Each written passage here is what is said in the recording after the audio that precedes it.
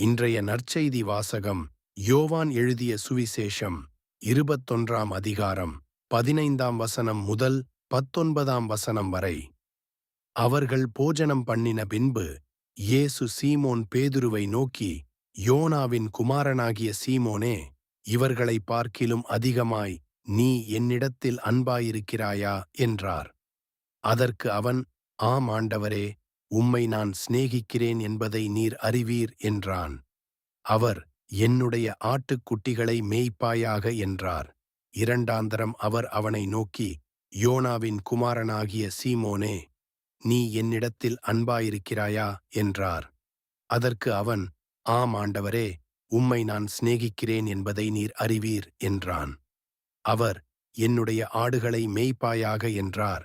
மூன்றாந்தரம் அவர் அவனை நோக்கி, யோனாவின் குமாரனாகிய சீமோனே, நீ என்னிடத்தில் சிநேகமாயிருக்கிறாயா என்றார்.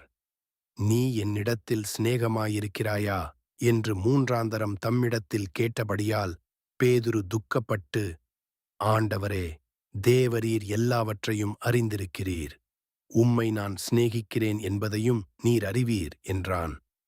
இயேசு அவனை நோக்கி, என்னுடைய ஆடுகளை மேய்ப்பாயாக. மெய்யாகவே மெய்யாகவே நான் உனக்குச் சொல்லுகிறேன், நீ இளவயதாயிருந்தபோது உன்னை நீயே அரை கட்டிக்கொண்டு உனக்கு இஷ்டமான இடங்களிலே நடந்தாய். நீ முதிர் வயதாகும்போதோ உன் கைகளை நீ நீட்டுவாய். வேறொருவன் உனக்கு அரை கட்டி உனக்கு இஷ்டமில்லாத இடத்திற்கு உன்னை கொண்டு போவான் என்றார். இன்னவிதமான மரணத்தினாலே அவன் தேவனை மகிமைப்படுத்தப் போகிறான் என்பதை குறிக்கும்படியாக இப்படிச் சொன்னார். அதை சொன்ன பின்பு அவனை நோக்கி, என்னை பின்பற்றி வா என்றார். இப்பொழுது நாம் சிறிது ஜெபிப்போம்.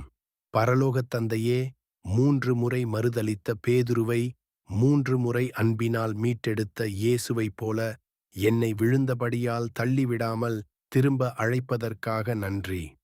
நான் உம்மை அன்பாய் ஆராதிக்க, உமது ஆடுகளை மேய்க்க, உம்மை பின்பற்றிச் செல்ல எனக்கு கிருபை தாரும். ஆமென்.